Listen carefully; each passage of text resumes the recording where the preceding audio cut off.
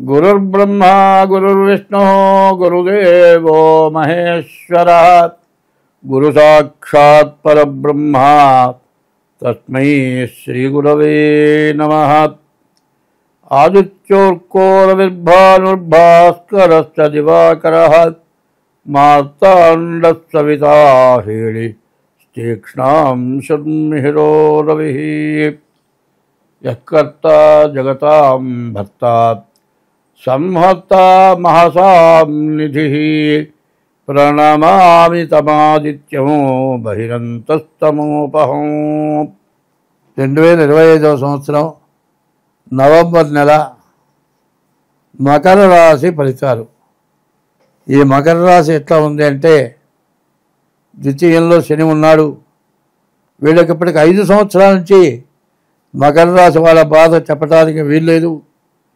కానీ శని మకరం నుంచి కుంభం నుంచి మీనానికి వచ్చాడని పేరే కానీ నవంబర్ 27 దాకా నమ్మటానికి వీల్లేదు. ఈ మకర రాశి వాళ్ళు చెప్పడానికి వీల్లేని పరిస్థితి ఉన్నది.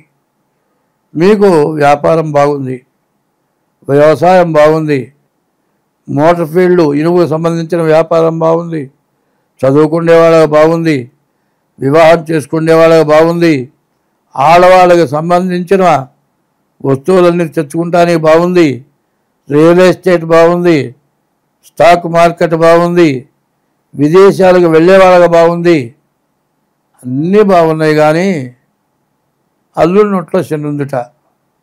ఈ శని మరి ఈ మకర రాశికి ద్వితీయంలో ఉన్నటువంటి శని వల్ల చాలా కష్టాలు ఎక్కువగా కనబడుతూ ఉన్నాయి. ఈ మకర రాశి శని వల్ల చాలా ఇబ్బందులు ఉన్నాయి. కాబట్టి ప్రతిరోజు శనిని పూజించాలి. ఇప్పుడు కూడా బయలుదేరి వెళ్ళేటప్పుడు ఏదైనా గుడ్డ పట్టుకొని కుర్రు పట్టి చిరిగితే శని పడుతున్నట్టు. నీవు స్నానం చేసేటప్పుడు గుడ్డ తడవకపోతే సరిగా శని వల్ల ఇబ్బంది పడతావు. మరి వేళగాని వేళల్లో నిద్రపోతే నీకు శని వల్ల ఇబ్బంది ఉంది. అదే వేళగాని వేళల్లో అన్నం తింటే శని వల్ల కష్టాలు ఉన్నాయి. ఇటువంటివన్నీ కూడా చాలా జాగ్రత్తగా గుర్తుపెట్టుకోవాలి. ఎక్కడికైనా వెళుతూ ఉంటే ఎక్కడికి వెళుతున్నామంటే వాడు శనిగాడే అడిగేవాడు. దేవుడు అవస్థ అనేవాడు కూడా శనిగాడే. ఈ శని ఈ పలుకులు పలికిస్తాడు.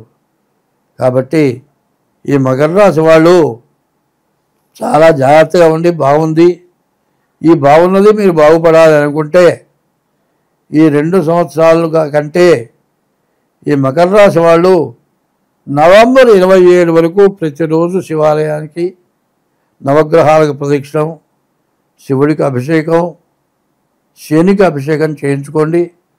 చీమల పుట్టలకి బియ్యపు రవ్వ పంచదార వేయండి. ఇట్లా వేస్తూ ఉంటే మీరు అన్ని విధాలా బాగుంటారు. ఇట్లా మీరు బాగుండాలి అనుకునేటట్లయితే మకర రాశి వాళ్ళు చాలా జాగ్రత్తగా ఉంటాం మంచిది. మీ డేట్ ఆఫ్ బర్త్ ద్వారా జాతకం చూపించుకోండి. 100కి 99 పాళ్ళు బాగుంది. ఒక్క పాలు ఏమవుతుందంటే, మనం పోతూ ఉన్న బండిని వెనక నుంచి ఒక్క గుద్దు గుద్దితే 2 మనుషులు ఎత్తున ఎగిరి పడైతే మన బండి బతుకుతావా? మనమేం గుద్దరా, వెనకవాడు గుద్దాడు. ఇట్లాంటి సమస్యలు రావటానికి కూడా అవకాశం ఉంది. నీవు చేసిన పాపం హరించుకుపోవాలి అంటే నీవు ప్రతిరోజు కూడా ఎవరికో వాళ్ళకి అంత పెట్టండి.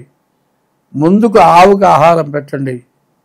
ఇట్లాంటి పనులు చేస్తే మీరు ఎప్పుడైనా ఇబ్బంది లేకుండా బాగుంటారు.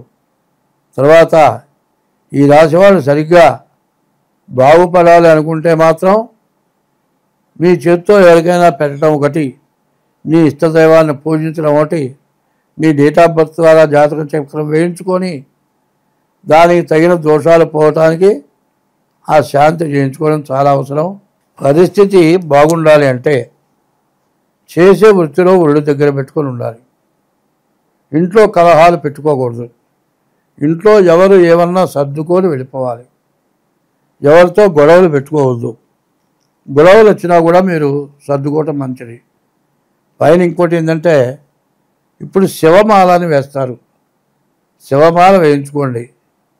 ఈ నెల మొత్తం నవంబర్ నెల అయిపోయేంత వరకు. అయ్యా నేను మాల దీక్షలో ఉన్నాను, నన్ను తిడితే మీరు ఇబ్బంది పడతారు, మీరు తిట్టినా నేనేం మాట్లాడను, మీరు కొట్టినా కూడా నేనేం మాట్లాడను అని మంచిగా వాళ్ళకి చెప్పుకొని జాగ్రత్తగా బతికితే ఎంతైనా మంచిది. ఈ మకర రాశి వాళ్ళ పరిస్థితి బాగుండాలి అంటే డేట్ ఆఫ్ బర్త్ ద్వారా జాతకం చూపించుకోవటం. తర్వాత మీ కష్టాలు ఎట్లా ఉన్నా సరే ఉప్పు కారం వేసుకొని తిన్నా పర్వాలేదు, కానీ మరి అనవసరంగా ఖర్చులు పోవద్దు, ఎవరితో తగాదాలు దిగద్దు. ఇట్లా ఉంటే చాలా బాగుంటుంది. ఇంకా మరి ఈ పరిస్థితుల వాళ్ళు ఏం చేయాలంటే ఆదివారం తప్పనిసరిగా శాకాహారం తినండి. ఈ కార్తీక మాసంలో ఈ నెల మొత్తం చిన్న ఉల్లిపాయ పెద్ద ఉల్లిపాయ అంటే ఎల్లిగడ్డ ఉల్లిగడ్డ అంటారు, ఆ రెండు తింటం మానేయండి. ఈశ్వరుడికి అభిషేకం చేయించుకోండి, అభిషేక తీర్థం తీసుకోండి. తెల్లవారుజామున సూర్యోదయానికి ముందే నిద్ర లేవండి.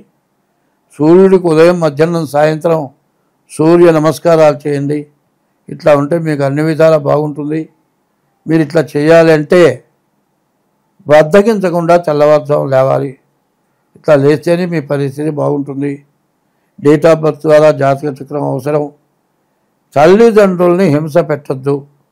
అన్నీ బాగా చేశారండి, మా అమ్మ మా నాన్న ఎదురు తిరుగుతున్నారు, వాళ్ళ మొహం చుట్టలేదంటే సరిపోదు.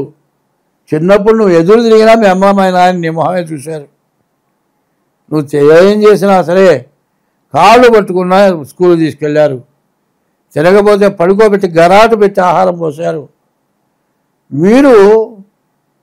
మీరు వాళ్ళకి అన్నం పెడతారని కష్టపడ్డారు. అది గుర్తుపెట్టుకోండి. వయసు ముదిరిన తర్వాత ఎట్లా ఉంటుందంటే వాళ్ళ మనస్థిమితం లేక ఏదో మాట్లాడతారు. వాళ్ళ మాటలు లెక్క చేయకుండా అంటే వదిలిపెట్టమని కాదు, వాళ్ళు ఏమన్నా సరే సర్దుకొని ఉండటం. ఇట్లా ఉంటే మీకు అన్ని విధాలా బాగుంటుంది. స్వస్తి.